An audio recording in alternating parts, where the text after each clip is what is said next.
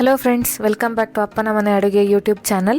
ಇವತ್ತು ನಾನು ನಿಮಗೆ tasty and healthy recipe corn snacks ಮಾಡೋದು ಹೇಗೆ ಅಂತ ತಿಳಿಸ್ಕೊಡ್ತಾ ಇದ್ದೀನಿ. ಅದಕ್ಕೆ ನಾನು ಮೊದಲನೇದಾಗಿ 4 ಕಾರ್ನ್ನ ತೊಗೊಂಡಿದ್ದೀನಿ. ಇದನ್ನು ನಾನು ಇಡ್ಲಿ ಪಾತ್ರೆಯಲ್ಲಿ ಸ್ಟೀಮಲ್ಲಿ ಬೇಯಿಸ್ಕೊತಾ ಇರೋದು.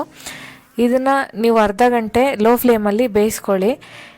ಇದು ಬೆಂದು ಇವಾಗ ರೆಡಿ ಆಗಿದೆ ನೋಡಿ, ತೋರಿಸ್ತಾ ಇದ್ದೀನಿ ನಾನಿಲ್ಲಿ.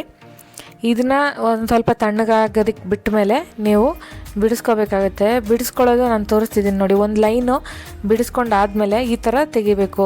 ಈ ಥರ ತೆಗಿಯೋದು ತುಂಬ ಈಸಿ, ಬೇಗ ಆಗುತ್ತೆ. ಆಮೇಲೆ ನಿಮಗೆ ಕಾರ್ನು ಹರಳಾಗಿ ಬರುತ್ತೆ, ಏನು ಬ್ರೇಕ್ ಆಗೋಲ್ಲ.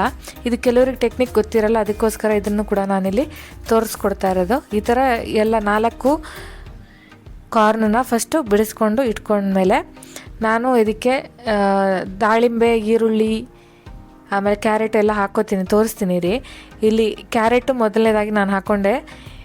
ಇದು ಒಂದು 3 ಕ್ಯಾರೆಟ್ ಮೀಡಿಯಮ್ ಸೈಜಿದ್ದು ನಾನು ತೊಗೊಂಡಿರೋದು. ಆಮೇಲೆ ಈರುಳ್ಳಿ 2 ಇದೆ. ಇದೆರಡೂ ನಾನು ಚಾಪ್ ಮಾಡೋ ಅಂಥ ಮಿಕ್ಸಿ ಜಾರಿಗೆ ಹಾಕ್ಕೊಂಡು ಕಟ್ ಮಾಡ್ಕೊಂಡಿರೋ ಅಂಥದ್ದು. ನೀವು ತುರ್ಕೋಬೋದು ಕ್ಯಾರೆಟ್ನ, ಆಮೇಲೆ ಈರುಳ್ಳಿನ ಚಿಕ್ಕದಾಗಿ ಕಟ್ ಮಾಡ್ಕೋಬೋದು. ಆಮೇಲೆ 2 ದಾಳಿಂಬೆ ಸುಲ್ಕೊಂಡಿರೋ ಅಂಥದ್ದು.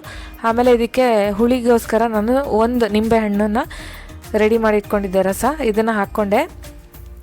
ಆಮೇಲೆ ರುಚಿಗೆ ತಕ್ಕಷ್ಟು ಉಪ್ಪು ಮತ್ತು ಖಾರ ಪುಡಿ, ಇದನ್ನು 2 ನಾನು ಆ್ಯಡ್ ಮಾಡ್ಕೊತಾ ಇದ್ದೀನಿ ಇಲ್ಲಿ. ನಿಮ್ಮ ಹತ್ರ ಖಾರ ಪುಡಿ ಇಲ್ಲ ಅಂತಂದರೆ ನೀವು ಚಾಟ್ ಮಸಾಲ ಕೂಡ ಯೂಸ್ ಮಾಡ್ಕೋಬೋದು. ನೀವು ಫಸ್ಟು ಉಪ್ಪು ಖಾರ ಹಾಕ್ಕೊಂಡು ಸ್ವಲ್ಪ ಮಿಕ್ಸ್ ಮಾಡ್ಕೊಳ್ಳಿ. ಅದಾದಮೇಲೆ ಒಂದು ಸಲ ಟೇಸ್ಟ್ ನೋಡಿಕೊಂಡು ಕಡಿಮೆ ಆಗಿದೆ ಅಂತಂದರೆ ಮತ್ತೆ ಆ್ಯಡ್ ಮಾಡ್ಕೋಬೋದು. ನಾನಿಲ್ಲಿ 2 ಅರ್ಧ ಸ್ಪೂನು ಹಾಕ್ಕೊಂಡಿದ್ದೀನಿ. ಇದನ್ನು ಈಗ ಚೆನ್ನಾಗಿ ಮಿಕ್ಸ್ ಕೊಡ್ತಾಯಿದ್ದೀನಿ ನೋಡಿ. ಇದು ಈವ್ನಿಂಗ್ ಟೈಮಲ್ಲಿ ಮಾಡ್ಕೋಬೋದು ಈ ಸ್ನ್ಯಾಕ್ಸು. ನಿಮ್ಮ ಹತ್ರ ಕಾರ್ನ್ ಇತ್ತು ಅಂತಂದರೆ ಸುಮ್ಮನೆ ಹಾಗೆ ಬೇಯಿಸ್ಕೊಂಡು ತಿನ್ನೋದಕ್ಕಿಂತ ನೀವು ಈ ಥರ ಮಾಡ್ಕೊಂಡು ತಿಂದರೆ ವೆರೈಟಿಯಾಗೂ ಇರುತ್ತೆ, ತುಂಬ ಟೇಸ್ಟಿಯಾಗಿರುತ್ತೆ. ಆಮೇಲೆ ಮಕ್ಕಳಿಗೆಲ್ಲ ತುಂಬ ಇಷ್ಟ ಆಗುತ್ತೆ. ಈಗ ನಾನು ಇದಕ್ಕೆ ಶೇಂಗಾ ಬೀಜ ಹುರ್ಕೊಂಡು ಸಿಪ್ಪೆ ಸುಲಿದು ಕಟ್ ಮಾಡ್ಕೊಂಡಿರೋಂಥದ್ದನ್ನು ಹಾಕ್ಕೋತಾ ಇದ್ದೀನಿ. ಇದನ್ನು ನಾನು ಫಸ್ಟಿಗೆ ತೋರಿಸಿಲ್ಲ, ಆಮೇಲೆ ನಾನು ಇದು ಆ್ಯಡ್ ಮಾಡಿಕೊಂಡ್ರೆ ಟೇಸ್ಟ್ ಇನ್ನೂ ಸೂಪರಾಗಿ ಬರುತ್ತೆ. ತಿನ್ನಬೇಕಾದ್ರೆ ಎಲ್ಲ ಐಟಮ್ಸು ಬಾಯಿಗೆ ಸಿಗ್ತವೆ.